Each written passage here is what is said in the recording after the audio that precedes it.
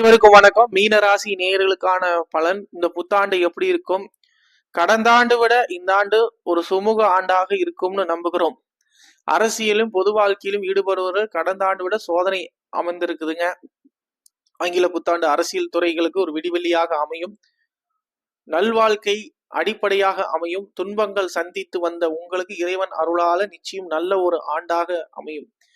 புதிய நபர்களை நம்பி எந்த விஷயத்துல ஈடுபடாதீங்க. குடும்பம் இல்ல துணைவியோடு இதுவரை இந்த சண்டை சச்சரவுகள் படிப்படியா விலகும். வீடு அல்லது நிலம் வாங்குவதில் தடை தாமதம் விலகும். கண்ணீர் விட்டு அழுத இரவுகள் இனிமேல் இல்லை. குடும்ப அங்கத்தினர் உடல் நலத்தில் கூடுதல் கவனம் செலுத்துங்கள். உங்கள் மீது உண்மையாக பாசம் காட்டும் உறவினர்களுக்கு அன்பு செலுத்துங்க. உண்மையான நண்பர்கள் கடந்த காலத்தில் தெரிந்து கொண்ட நீங்கள் எது நல்லது கெட்டதுன்னு தெரிஞ்சுக்கிற காலகட்டம் தாங்க இது. முதல் 5 மாதத்துக்கு அப்புறம் ஜூன் மாதம் 1ஆம் தேதி பிறகு உங்களுக்கு குரு 5ஆம் இடத்துல அமர்றாரு. பூர்வீக சொத்துக்கள் சார்ந்த விஷயத்தில் உங்களுக்கு பிரச்சனைகள் தீர்வு காண்பீர்கள். அதுக்கு முன்னாடி செலவுகள் அதிகமா காணாலும் உங்களுக்கு வரவுகள் படிப்படியா உங்களுக்கு அதிகரிக்கும்.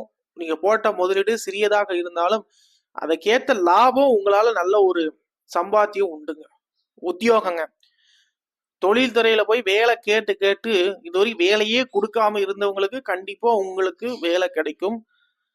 ஆலோசனை, நீதித்துறை, மருத்துவம், ஆன்மீக ஆகிய துறையில் இருக்கவங்களுக்கு நல்ல ஒரு சாதனை ஆண்டாக இருக்கு. பல பேர் சுயத்தொழில் தொடங்கி ரொம்ப கஷ்டப்பட்டு முன்னுக்கு வரக்கூடிய ஆண்டாக இருக்கிறதுங்க. உங்க உழைப்பு வீண் போகாதுங்க. ஏன்னா நீங்க நம்புறது தொழில எப்போ நீங்க நேசிக்க ஆரம்பிக்கிறீங்களோ கண்டிப்பா உங்களுக்கு கை கொடுக்குங்க. நிலவையில் இந்த கட்டுமான பணிகள் நல்ல விதமாக நிறைவேறும். தொழில் தொடங்குவதற்கு வங்கி கடன் கையில் கிடைக்கும். அரசு பணி, ஆசிரியர்கள், வங்கி பணி, நிதி நிறுவனம், வெளிநாட்டு நிறுவனம் ஆகிய துறையில் பணியாற்றுபவர்களுக்கு இது முன்னேற்றமான ஆண்டு தான்.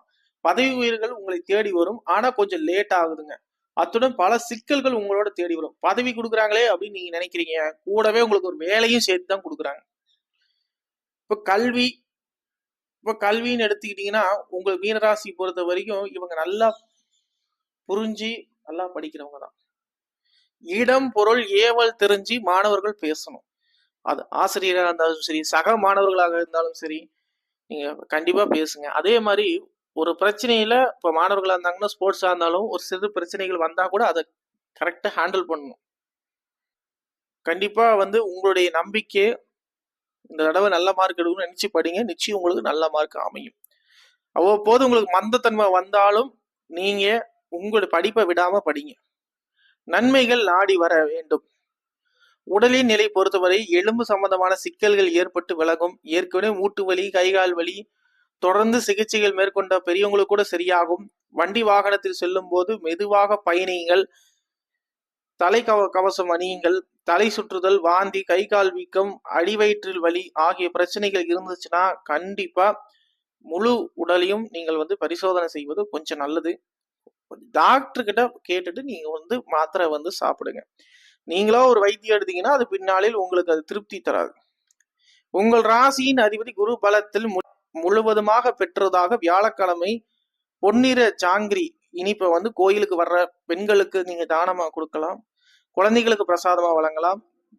பராமரிப்பு இல்லாத கோவில்கள் நீங்க எடுத்து செஞ்சு திருப்பணி செஞ்சு கும்பாபிஷேகம் பண்ணீங்கன்னா நிச்சயம் உங்களுக்கு நல்ல பலனாக இந்த ஆண்டு இருக்கும் என்று சொல்லிக்கொண்டு 12 ராசிகள் நாம் துல்லியமாக பார்த்து விட்டோம். நம்முடைய கோதை யூடியூப் சேனல் அனைவருக்கும் இனிய புத்தாண்டு தின நல்வாழ்த்துக்கள். ஜாதக பார்க்கும் விருப்பமுள்ள நேயர்கள் உங்களுடைய சுய ஜாதகப்படிதான் நடக்கும். மேற்கொண்ட எல்லாமே பொது பலன் தான், குறைந்த கட்டணம் தான். குறைந்த கட்டணம் செலுத்திய பிறகு உங்களிடத்தில் நாங்க பலன் சொல்றோங்க. நன்றி, வணக்கம்.